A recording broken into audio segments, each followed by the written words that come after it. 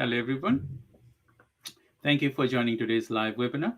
I'm Dr. 𝗘𝘃𝗲𝐻𝗁 from New Division Business Consortium. And today we have a very special event and we have a special guest.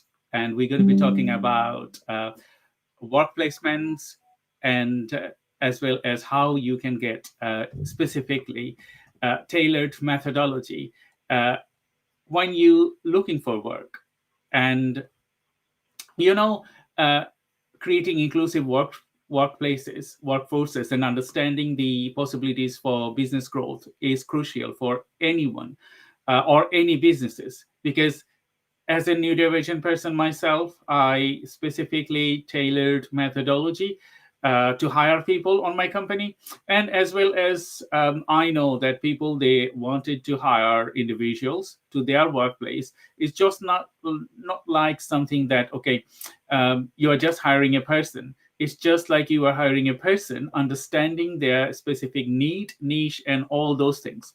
So we're going to be talking today specifically on this topic, how you can build an inclusive workplace. And I'm just going to introduce my guest. And she is Rebecca Maloney, career from Career Grade. And Rebecca, thank you very much for joining today's live webinar. How are you today? I'm good, thank you. Yeah, and you? So it's a great pleasure talking to you on my live today. And you know that I bring specifically expert people on this webinar to talk about specifically on the varieties of domain. And today I'm very glad that you came and you are spending your time and contributing to this channel. So Rebecca, could you please a little bit brief about you, what you do, and how you support people? Okay, thank you. So my background is around 30 years in recruitment, probably 24, 25 of those in traditional recruitment, as you would imagine it. 5-6 years I was delivering job centre plus contracts and helping people with long-term disabilities and health conditions to return to work, and I was supporting the employers in making that become doable. And then for the last 15 years, I've worked in the IT recruitment sector, setting up my own recruitment consultancy 8 years ago now, which sounds grander than it is, but it's just me, and I get to recruit for small and medium-sized businesses. And then 4 years ago, career garage came out of my brain, and I now use that 30 years knowledge of recruitment to help individuals to become laser-focused job getters. And I think with my background in recruitment, it's always frustrating hearing sometimes the employee's experience of the workplace as opposed to how the employer is trying to describe their workplace. And quite often those two things can be not just slightly off kilter, but can be two completely different things. You would think the two people were talking about two different companies. So, yeah. You know that when you are in recruitment business and you have a special capacity to understand individuals, if I give an example of myself, being a disabled person and neurodivergent person, it was always difficult for me to convey the employer. And being a middleman in between employer and the employee, I think you create significant contribution that way to matchmaking, I would say. And how do you do that? Can you tell our audience a bit more about that? I don't know. I think this is where a lot of recruiters do get a bad rap. For me, I think in 30 years now, there's a lot to be said about your gut reaction, the way the candidate responds to you as a recruiter, how quick or slow they are to respond to WhatsApp requests or email requests, or to arrange a next call, or to get documents back to you. And there's all these little sort of points going to the scoring bit in my brain as to how keen is someone, or if they let me know up front that they might not be able to get information to me till the end of the day, and that's absolutely fine because I can then manage time. But if someone someone says they're going to do something immediately, and that immediately turns into 3 hours. That's probably not scoring them any brownie points. And there's just lots of little nuances and little clues in the way that people react. And yeah, I think in 30 years in recruitment, definitely listening to your gut, and also understanding your client. So for me, I've never been a big fan of recruiting for great big corporates, and just being one of the recruiters contributing to that process, and just throwing CVs into like a black hole portal. That doesn't interest me. I really love working with the employers, where I'm getting to understand the journey that the business is on, where the owner of the company sees the business going, where it needs to be, understanding the culture fit, the personality fit. And unless somebody needs a brain surgeon, where obviously being a brain surgeon is key, but unless someone does need a brain surgeon, then I do think there's an element of sometimes you can train people on a few skill sets. You can't untrain them from being an idiot. So sometimes personality and culture and team fit can sometimes, or should sometimes, outweigh a skill fit. That's a great explanation, Rebecca, because being in person, we know that sometimes we do have gaps. Every person, they will have some gaps, but when you combine them with specific training, and the employer, you are offering your services, or creating a candidate based on their requirements, you have to match them together. Either you need to know, like, okay, if someone is looking for a certain specification to hiring someone, or someone wants to add value, the person you are getting to match together. If it's do not match together, it's going to be hell for the employer and as well for employee. And sometimes both of the employee, they don't understand it. So you are on a good, I would say, on a position there. You can combine those together to make a matchmaking. And even my next question to you: sometimes maybe you deliver something together, but that didn't work. How do you manage them, and what is your steps? So in the recruitment process, if it doesn't work out, well, within your contractual paperwork anyway, it's key that client, that employer, gets in touch with the recruiter who's found them that person. Like, as soon as they feel that there's a problem, start communicating that immediately. And even actually put that down into bullet points, put it into an email, make it really formal of what the complaints are, but actually pick the phone up to the recruiter and again have that conversation. What is it that this person's doing that's not right, that's a bit weird, that's annoying the team? What are they whistling all day long? What's the thing that's really annoying or not working out? And is that something that can be addressed? So I become like the UN in the middle. So I'm kind of like Switzerland. Can I go back to the employee and can we have a chat about what's not working out, why it's not right, but also ask them how they're finding it. Have they been made to feel welcome? Have they been made to feel like they fit in from day one? Has there been like a starting onboarding process done that feels structured and you feel like you're becoming part of something? It's not always the new starter that's not fitting in with the employer. It's sometimes the employer just not getting that onboarding part right, or again, taking the person that they're dealing with. Is it someone that would actually benefit for an hour of someone showing them, as opposed to 8 hours of sitting and reading a manual? Or again, and I know that you've got to have processes and things, but how about gearing the process up to fit each candidate rather than the process just fitting you as the employer? I totally agree with what you just said. So I'm just going to start from the beginning again. Like when you talk to individual person, like maybe a person they wanted to build their CVs, or they wanted to start engaging to change their career to a different path, or maybe the same path. So what is your process from starting and to the end? If you can give us a typical explanation. Okay, you have a candidate, and what do you do to start engaging them with workplace? Amazing. Yeah, love it. So it would probably start with a discovery call that should be around 15 minutes, but probably realistically becomes about 30. So I can get to the bottom of the person's, all those things that you've just said. Is it somebody wanting to go self-employed? Is it someone wanting to look into franchising? Is it a graduate that's trying to enter their workplace? Is it a teacher that wants to get out of teaching but doesn't know what else to do?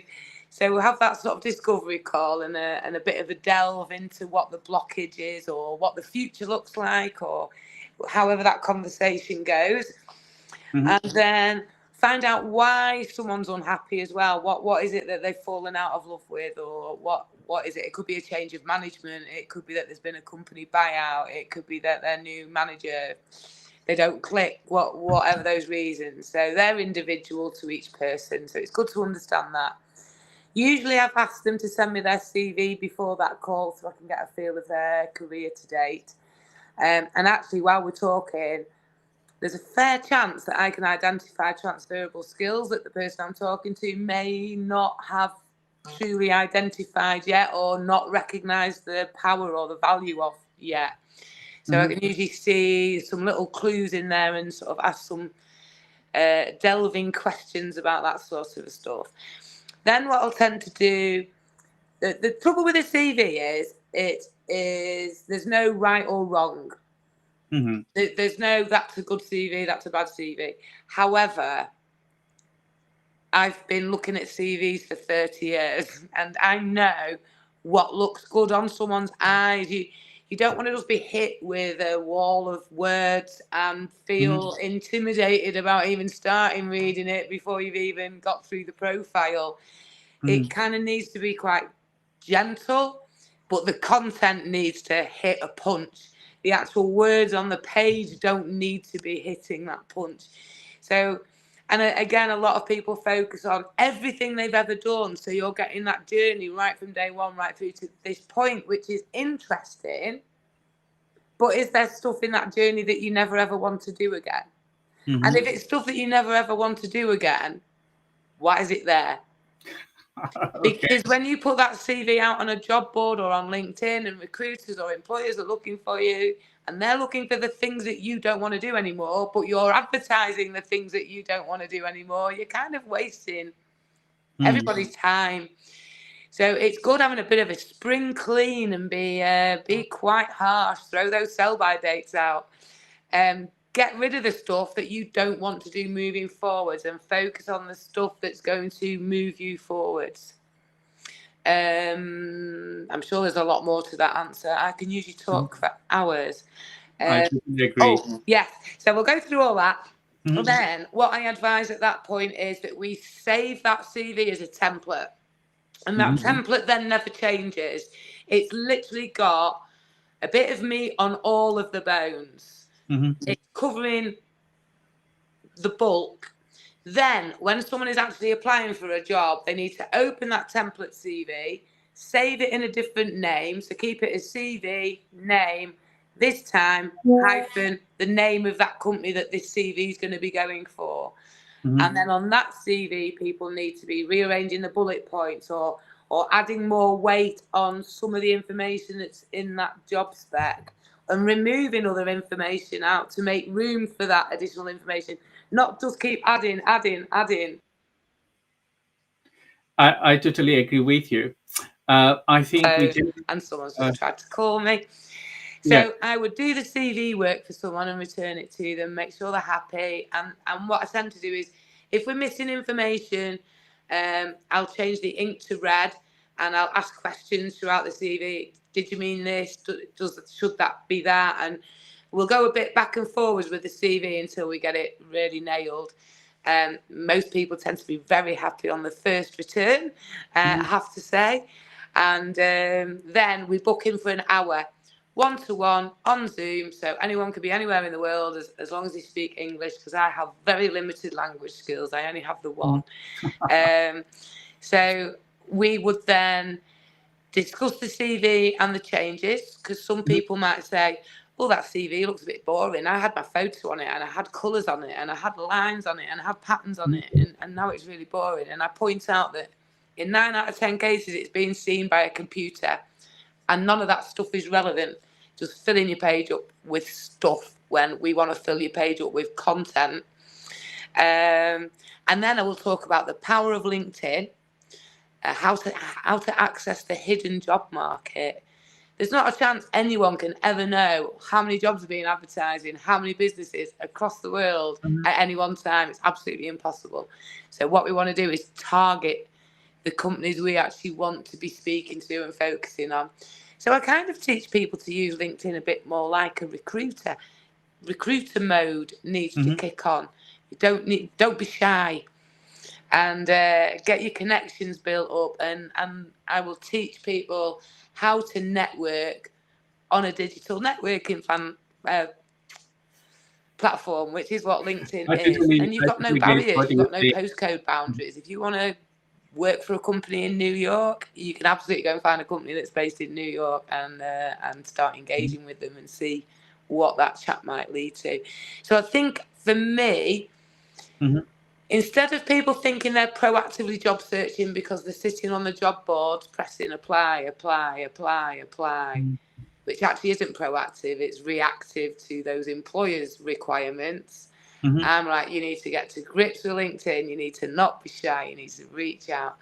And then you're showing the soft skills of your personality as well. So your CV is all about your hard skills, but if you get the work right on LinkedIn, it's going to show you confidence, it's going to show you got great communication skills, it's going to show you tenacious, it's going to show you know what you want in life and that you're reaching out and trying to get it. It's going to show a passion in a subject, in a career, in a particular work environment, and who knows what comes back from those kind of conversations, but it's usually pretty positive.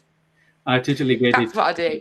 And then after the hour, I will stay in touch with the person. I'll be their sounding board, their support person. If they want me to check their application form before they press send, or if they want some input on the contents of a cover letter, or just whatever, we'll just stay in touch. It's a nice methodology that you have. So thank you very much, Rebecca, for discussing this to our viewers. And I think lots of viewers will find it very interesting. I have... have we frozen? Yes. Few more people have said thank you. So we have Andrea Porter saying... Are we not connected anymore? We are. Can you hear me? Can you hear me, Rebecca? Hello? We are connected. We are connected, Rebecca. Can you hear me? I think the internet line is a little bit dodgy here. So can you hear me, Rebecca? Hello? Yes. Can you hear me? I can hear you.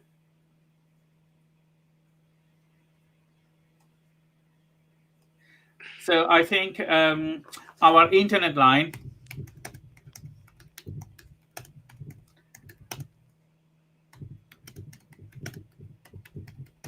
So I just sent you a message. So can you hear me?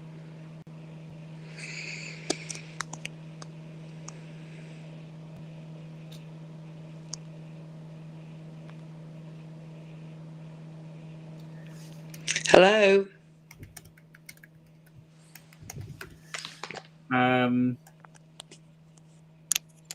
I think you cannot hear me properly, Rebecca. Can you hear me now?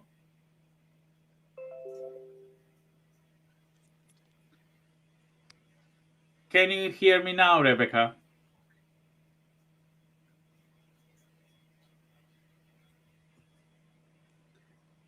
Hello, Rebecca. Can you hear me?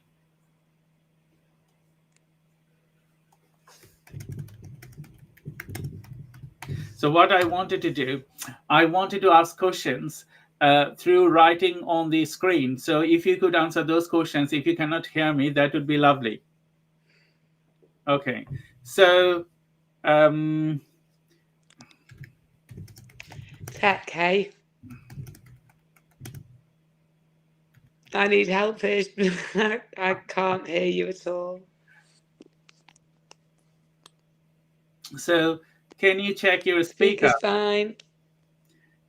And that's another problem that we are recording, but I can hear you.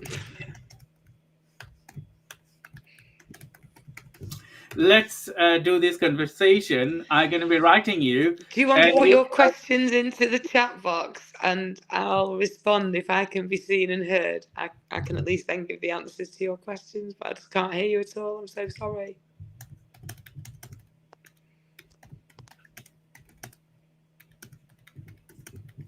I hopefully answered the previous questions thoroughly. Right, a case study.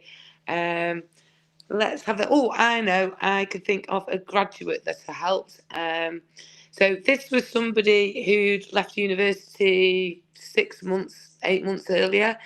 He'd applied for around 300 jobs. He'd either been ignored or rejected. But he wasn't getting any feedback out of anyone. He didn't quite know what he was doing wrong, and he was obviously getting quite depressed and fed up. He wasn't coming out of his bedroom. He wasn't engaging with his family. He was stopping meeting up with friends, and his family was getting a bit worried about him. And it was actually his mum that reached out to me. So she arranged for and paid for a session for him. And whilst he'd been doing his degree, he discovered he'd fallen out of love with his degree subject, but he'd really found that he loved doing all the research towards his degree subject, and he loved filling out spreadsheets and manipulating data and everything like that. So when he told people about that, they'd all suggested he sort of go for like data entry style jobs. They just heard the word data and thought data. I heard data and I thought, you need to be looking at like junior business information or junior analyst roles of like any description, business analyst, information analyst roles. That's where your research and your love of data has come from, and not from data entry. So we optimized his LinkedIn profile. He did not want to be on LinkedIn. He hated LinkedIn. A lot of young people don't like LinkedIn because they don't quite get it properly. Mm-hmm. Quite a few older people don't quite get it properly either. But I got him to be brave, got him to reach out, dip into my network, his mum's network, other people that he knew his network. And as I described before about the hidden job market, an employer came out of the woodwork and actually approached him. So how good for the ego? It just been rejection. He changed his methodology, had a strategy, and the employers then started reaching out to him. He's ended up in a great job. He's been there now 18 months. He's had a couple of great promotions and pay rises. Mm-hmm. And yeah, he's buzzing. So that was a great one. Thank you. That's a great example of your work, Rebecca. So we're going to be dive into more details, what you wanted to do. As we are having a technical difficulty, so I do apologize for the people that we're having a technical difficulties, but we're going to be continue this live as I'm asking Rebecca questions, writing to her. So my next question to you, Rebecca, when you start a person, what you check?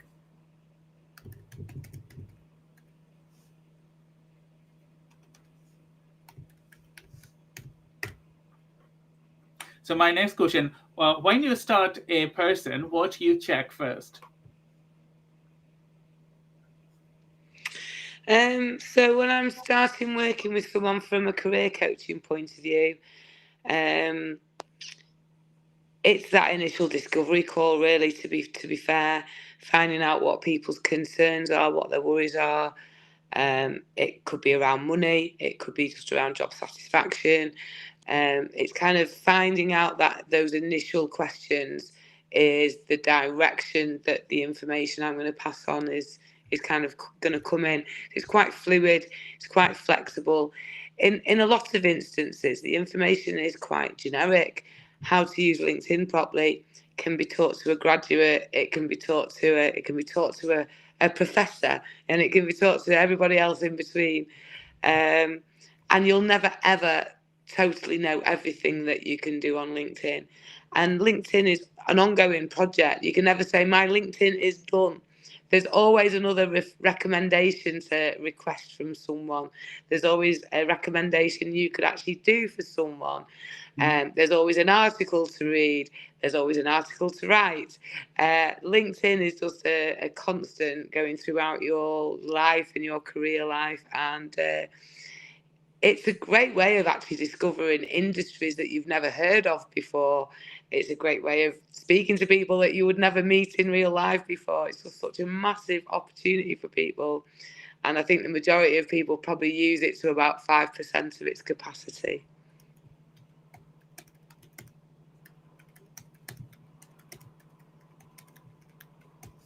Okay, so Rebecca, what I wanted to ask you, if you could exit the event. I will exit the event and come back again. See you in a minute.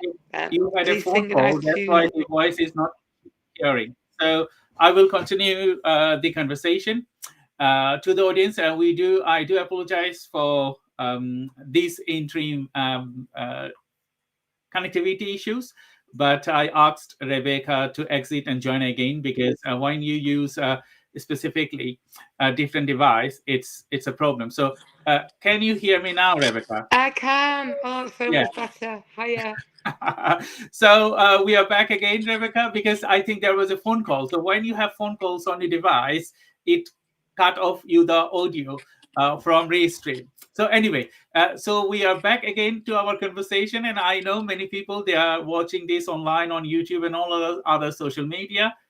And that's another thing, you know, when you have technical issues, it can be a technical issues for your CV writing. It can be technical issues that we are doing now. So it was a great example that you said previously, how you prepare individuals to get out there.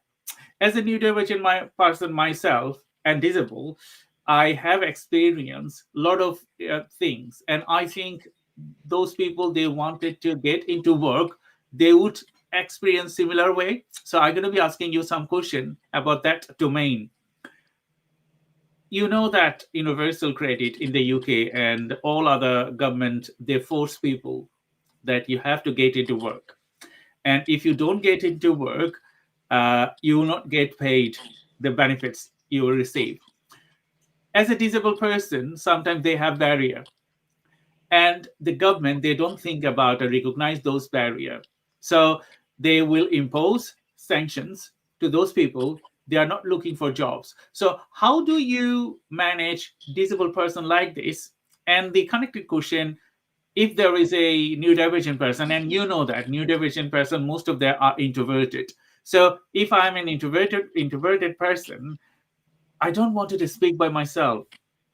You have given a good example that your clients' parents, they got involved. So how do you manage both disabled person and both neurodivergent person? Again, from that initial chat, what are people going to be comfortable with doing? Again, I think once you understand the process of getting a job in 2025, you can still do it using your own personality and still do it in a way that you feel comfortable with. You just need to understand the game you're playing. If you liken the world of getting a job to playing Monopoly, for example, if I handed you over the game of Monopoly now, no instruction book in there, and said, have fun with your friends with that. No, I can't. It wouldn't last very long, would it? You'd work out that you were a hat or a dog or a boot, and you'd work out you threw the dice, but you'd be like, what are those red and green things? How do I get those houses? What is this? What the hell's a community chest? And why am I in prison? And you'd either all start arguing amongst yourselves, or you'd all have your own suggestion of how it should go and what it should look like. And it would just be like a bit of a mess. And it's kind of the same in job searching in 2025. If you don't understand what AI is doing behind the scenes, if you don't understand that it's a computer looking at your CV or your application before a human being even knows you've even applied, if you haven't got the rule book, it's the equivalent of the arguing and what at the outcome, at the end of it, you still don't know why you don't know how to play that game. And that's exactly the same with job searching. You keep doing the same thing over and over again, hoping for a different outcome. And we know the old saying on that one that's a sign of madness or something along those lines, isn't it? So we need to learn how to play the game differently because the game has changed, the rules have changed. I totally agree with you. You have raised a very important questions here, AI. And when people they are searching or they are preparing their CVs, they don't think that nowadays big companies they don't look physical CVs before they sort out with AI, and we don't know that when we apply. And that's a critical point that we can talk about in our next conversation. But now I wanted to ask you another related question. I understand that you have candidates, you have employer, you saw their CV, and as well as you support them on LinkedIn. So, in relation with a real CV and putting out their uh, social network like LinkedIn, how do you marry them together? Because the CV is CV, a social, LinkedIn is different. So how the candidate they have to marry them together? Like, okay, what things they need to include on CV and what things they need to include on socials? So if you think about it, a CV is very one-dimensional. In old days, you press the print button and you've got a very flat, very one-dimensional piece of paper. LinkedIn is very much more the bigger three-dimensional picture. So on a CV, you might say excellent references provided upon request. On LinkedIn, you're going to have a load of recommendations on there that are your what's the word I just said? References. So, and you can then check out those references because you can't just say, oh, Rebecca Maloney's brilliant without you being on LinkedIn and having a profile and therefore being checkable too. So actually LinkedIn's giving an additional bit of security to employers that you say who you are, whereas a CV could be anyone's CV as well. And again, do the match. So you can upload your CV onto LinkedIn, so that information is completely mutual and matching anyway. But then it's about how do you sell yourself? What's your USP? Why would somebody want to speak to you and not another 20 people that have got very similar experience to you? I think a lot of people restrict themselves with just a job title in their profile on LinkedIn. Project manager. What other people that are looking at their profile want to know is who do they help and how do they help? That's the key message to be getting out to the world. You can have any job title in the world, but if I don't really know what that job title is, it could be in French or any other language that I don't speak. So you need to be, if you can include something that says who you help and how you help, that's phenomenally powerful. And then again, using the space as wisely as you can. If there's a section that can take information, get the information on there and use every opportunity on LinkedIn to have different information on different sections. So you're a more rounded portrayal of yourself. And if you are asking people for recommendations, which I absolutely recommend you should, but instead of just being very lazy and using the LinkedIn message that's already there, please could you do me a recommendation? Wipe that and say, oh, hi, such and such. Thought it was about time to ask you if you would do me a recommendation, please. Do you remember that project we worked on? There was a time when you said I was A, B, C, D, and E. You commented on the way I was able to bring teams together cohesively. You talked about the time that I was able to manage budgets like a ninja.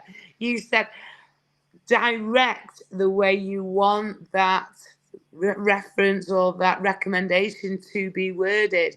and direct them different to different people, so that again we're building a picture of all your skills and strengths and why this person thought you were good at that and why that person thought you were good at something else, and just use LinkedIn. LinkedIn is evidence, CV is words. That's how I would differentiate the two. I totally agree with you, Rebecca. I have few more things to add here. Suppose I'm an candidate, Yeah. or I'm going to hire someone, and you just mentioned that LinkedIn is three-dimensional and CV is one-dimensional. We know that very carefully, and we know that very well. So, as a employer myself, when I will check a CV, uh, we have AI engine to sort that CV out. So we're going to be having some keywords from the CV to sort this CV out. Like, okay, we're looking for these characteristics, we are looking for this expertise, we are looking for this kind of candidates, maybe in geography or maybe some other specification. So when we sort out, and that's the way all the businesses, they will sort out their CVs, specifically what the candidate they're looking for. So that's one thing. Another thing, as LinkedIn is three-dimensionals, and when you apply for individual jobs, you have to tailor your CV based on that job. Yeah, So absolutely. you just eliminate those things that doesn't require for that particular jobs. So when you write covering letter, when you see CVs, so if I'm a person, I wanted to apply for different type of jobs, and I have a LinkedIn profile, how do I characterize my LinkedIn to particularly to tailor my specific job methodology? Like, I'm applying maybe a job today with certain characteristics, I'm applying for a job tomorrow with another characteristics. So but my LinkedIn CV is my whole picture. So how it will work, because I'm going to be changing details on my CV, but I'm not changing my details on my LinkedIn. Well, you could change well, again, LinkedIn, you've got two different routes. So, are Mhm. you currently in work and needing to keep your activity on LinkedIn secret? Mhm. Are you currently out of work and you're going to use LinkedIn as your advertising machine? So, there's two different starting points to that question. So, let's assume that you are currently in work and then looking for a new job, and you obviously don't want your current employer to get wind of that. So, excuse me one sec. I would advise linking in with people within the industry that you do want to be in, the people that you do want to be connecting with moving forwards. And I would absolutely look at identifying your transferable skills. What is it that makes you think that you are in a position to even get into the thing that it is that you want to do?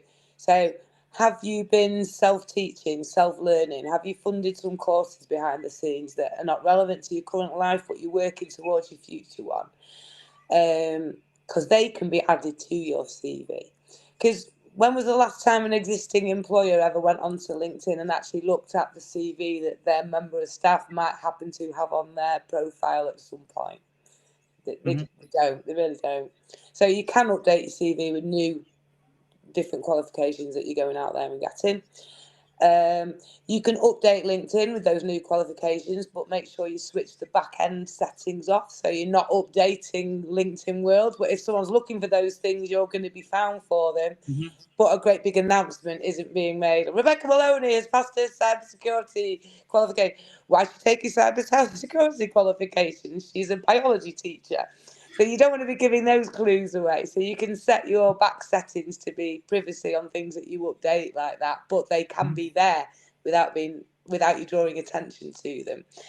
And then the other thing is working out why you'd be good at the thing you want to do, what Mhm. you'd be bringing through from your old life to your new life, and why you think that would be really, really beneficial. And then reach out to the decision makers within those companies and explain to them what you would love to do with your life, and can they offer you any advice or support or point you in the direction of. Or so I would use this. I think a lot of people know the phrase mansplaining. Mhm. that's when a man might slightly patronise a woman or whatever over a subject, thinking that they immediately know more about it than them. In job searching world, I would say actually actively go looking for the equivalent of mansplaining. Ask the questions that someone who's passionate about their business or their industry is going to want to tell you all about it. So ask questions and let people just spill their guts on the thing that you've asked them. I've just come across your company. I've seen you won an award last year for innovation or for staff wellbeing or whatever that award may be. That's exactly the kind of company that I would love to work for. I'm really interested in transferring into such and such a sector. I believe my experience in A, B, C, D, and E could have a synergy or maybe be a match. I'd love it if you could just take a bit of time out and just give me maybe a bit of career advice. There's a lot of specialists out there who will be giving you like War and Peace because you've just asked them to discuss their favourite subject and why they're not going to answer you. That's a great, brilliant answer, Rebecca. Thank you very much. So, everyone, thank you very much for joining today's live webinar. I'm Dr. 𝗘𝗃 𝗲𝗃𝐻 from 𝑘𝐫 Business Consortium, and we have Rebecca Bolmoy from the Career Garage, and we're going to be talking more about career as how you can prepare your CV to the next levels. And I think it will give you some good initiation if you wanted to start your career. And we're going to be covering some more in-depth discussion later on this program. And we have something on our chat. So someone just give me a second.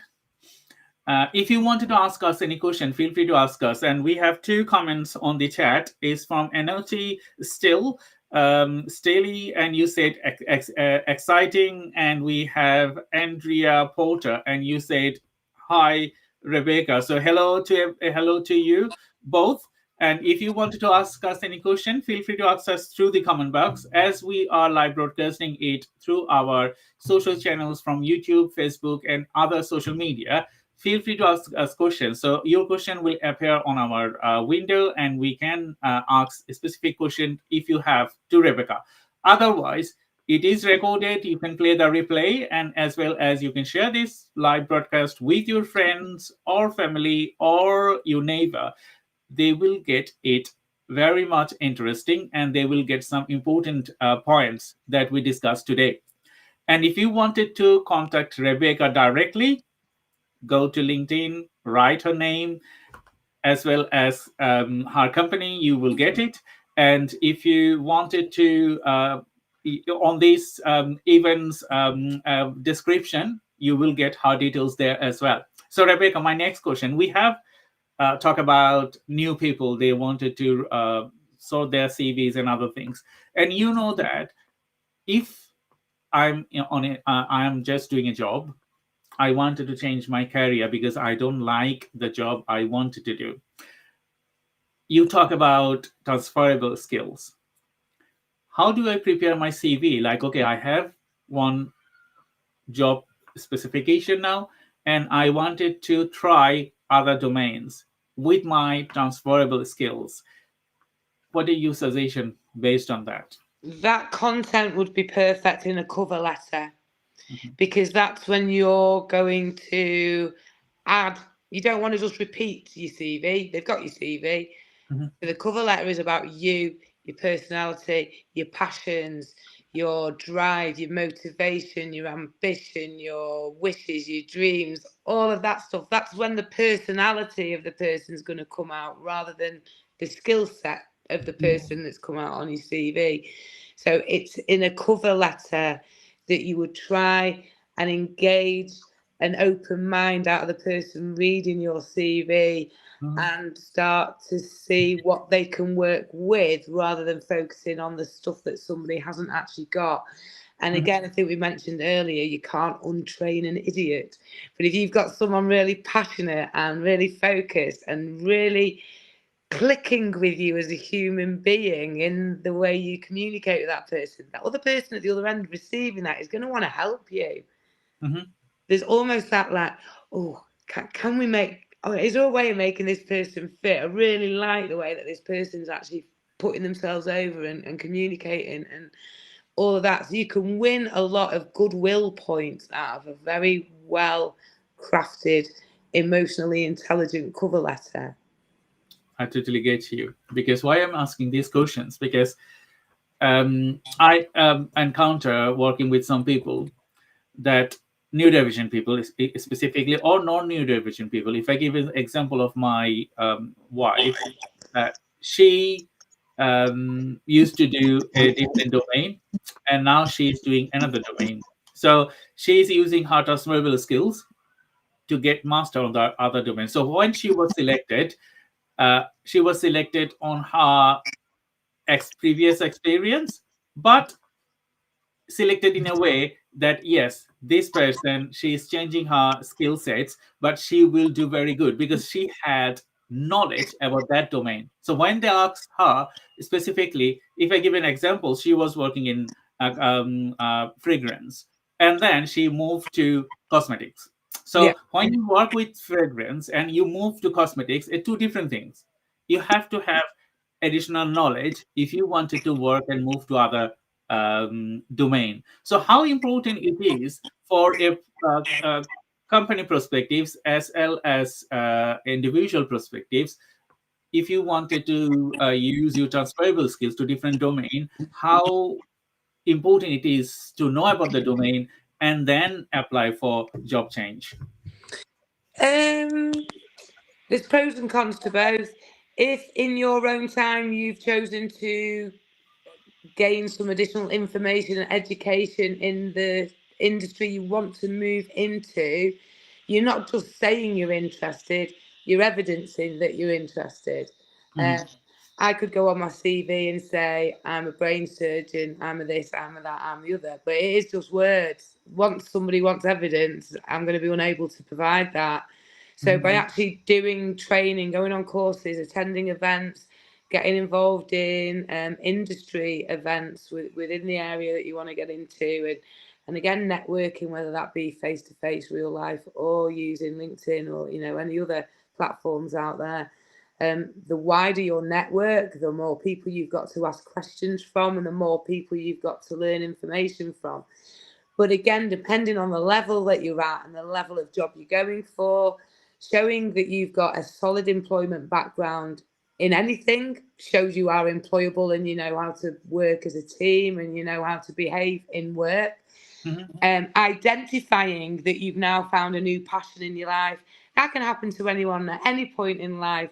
And isn't it better to discover a passion now than to never discover one? So you've given yourself something that you want to challenge yourself into and to go for. And again, it's just that showing that interest, being at industry events, talking to people, asking questions, reaching out even to recruiters within that sector, asking their advice. Which companies take graduates on and do take people on at a more entry-level role that will help nurture and train and grow their teams internally?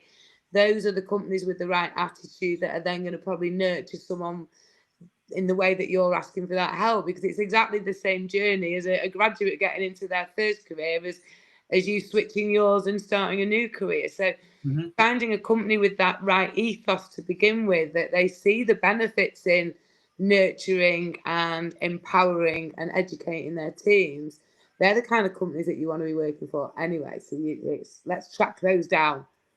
That's a great explanation. My next question, because we talk about a bit more AI, and we talk about innovative people, they wanted to start their career, and we just talk about the people they wanted to have a career change. So in relation to AI, because AI is huge, and when you work with AI, nowadays you can build your CV on a click. Like, okay, this is me, and this is my experience, expertise, build my CV. How well defined we have to be when we use AI? Shall we use it? Sorry, I think we lost Rebecca, and we're going to be waiting for her to join again on our conversation. Hopefully, her battery ran out from the mobile. I'm assuming it, but we had a very long conversation today on talking about specifically. Oh, she's back. So, Rebecca, again, we just wanted to ask you the question directly. How well defined we have to be when we use AI on our CV and covering letter? Is it a helping hand, or shall we totally avoid it? A year ago, I would have said totally avoid it, but nowadays there are some benefits to it, and which I would recommend. There's nothing worse than sitting with a equivalent of a blank piece of paper and I don't know where to start. And so again, if you can at least get down the where you've worked, the dates, the factual stuff, the job title, the dates, the place, and all of that, get that as a starting point at least. When it comes to an initial profile, again, that's going to depend on whether you have worked for years or whether you're new to the marketplace. If you've worked for years, you already should have a pretty good idea of your profile and the areas that you want to be selling and promoting yourself on. But there's nothing wrong in just actually copying and pasting the profile and putting it through something like ChatGPT and asking it, are there any areas that I could improve on this? And it might just be something as simple as turning the volume up on an adjective. You might have said you're a good communicator. AI might suggest you make that you're an excellent communicator. And I don't think there's anything cheaty in that. I think it's just like, oh yeah, actually, I can just turn my volume button up on the thing that I'm saying there. So it can be a good little reminder that there's top trumps of adjectives, and you want to be using the top ones and not just, yeah, I'm good. That's not selling yourself. What I do think it could be a bit of a naughty cheat, and not so much AI, although the job spec might have been created by AI, is actually go on the job board and look for different jobs with the same job title. And look at the terminology and the phrases that different employers are actually using to either describe the same thing or something different. So that would make sure you're kind of getting up-to-date sector terminology and chat. And also, when you are responding to an application, an advert or whatever, use that company's words back at them.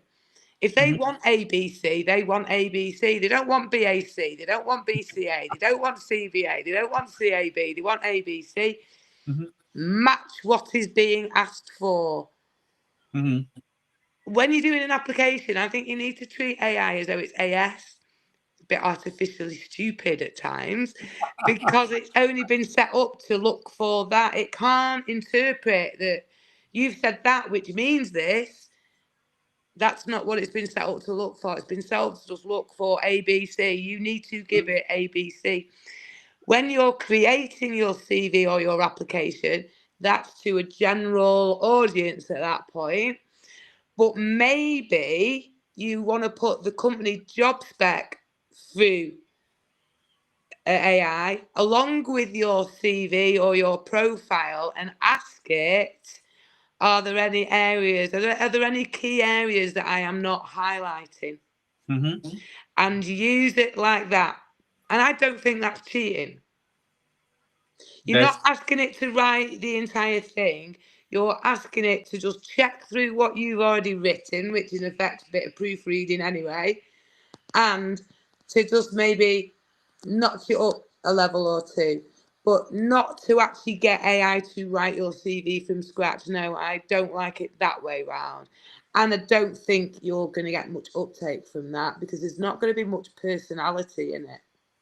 I totally agree with you, Rebecca. We had an hour session today. We are nearly end of our session. So at the end of our session, we ask our audience if they have any questions. So if there is any question, we talk about 5 key takeaways. So if you could give 5 key takeaways to the audience to take away from this live webinar, what would you do? What would you say? Number 1, do not be scared of LinkedIn. It's a brilliant platform when you're using it effectively. Number 2, your CV, your application form is your advert. Shine. McDonald's doesn't tell you that you're at risk of getting putting on a bit of weight, or maybe having a cholesterol problem, or anything else. It's you're loving it. You'll love it. That CV or that application's got to come with that same positive message. Mm-hmm. We don't need negatives on either of those two documents. It's your advert. Mm. Number 3, don't be shy. The people on LinkedIn are not in witness protection. Once you have connected with them, you've got an email address. You may even have a phone number. Use them. Is that 4? Yeah. 5th one. No, it's number 1. You're going to say number 4 now. Number 4, I think using LinkedIn to job search where you are having a conversation with a peer is much more effective than being a subservient job applicant on a job board where I feel like you're in Oliver with your begging bowl out with, please sir, can I have a job? On LinkedIn, you can start a conversation, and I think it starts that relationship already on a different, more positive footing than being a subservient applicant. Number 5. Number 5, you can spin any of your information with a little bit of creativity. Mm-hmm. And if you need to use a bit of AI to help you find that creativity, use it, but don't use it to cheat as such. Use it for assistance, not for cheating. Mm-hmm. I hope that helps. That was a great conversation to Rebecca, and I think our viewers, they will love it. And you know that we have live channels, and we're going to be making smaller shorts for people to scroll it through and get right information at the right time. So my last add-on to you two, Kay, do you have a message for the people they are looking for job search? Keep your chin up. It's tough out there. It's not personal. You are not being rejected. The way you are applying for jobs is being rejected. Change that part of it and the outcome might change. But you are not being rejected. There is nobody in that company that even knows that you've applied. A computer has decided that your words are not in the right order. That is it. That's great. So thank you, everyone. We are just nearly end of our session. We're going to be end this session in couple of few seconds, I think. So thank you, everyone, for joining today's live webinar. And I especially thank you, Rebecca, for her experience and talk about CV and all other things. So if you wanted to like, share this episode, please feel free to go to our social network and as well as YouTube. Your one like and one subscriptions will give us a boost, because we want you to subscribe to these channels, and as well as talk to Rebecca and talk. If you are not in the UK, it doesn't matter. You can talk to her from anywhere in the world, because technology made it possible for us to work globally. So talk about it. Think about your CV. Think about your next change. Think, how do you want it to engage CV writing or covering letter? Get some good thought from experts like Rebecca and others, and get it there. You will be succeeded. Doesn't matter if you're disabled, if you are neurodivergent, or if you are a neurotypical person. It doesn't matter. It matters. You will start and you will get a result. So Rebecca, thank you very much for your time today. Oh, thank you for the opportunity, and I hope I've helped. Even if I've just helped one person with one little piece of information, that's amazing. It will definitely. So thank you, everyone, and bye-bye. I will welcome you with my next live. Please support our channel and subscribe to our YouTube and all other social media. Thank you, and bye-bye. Bye-bye.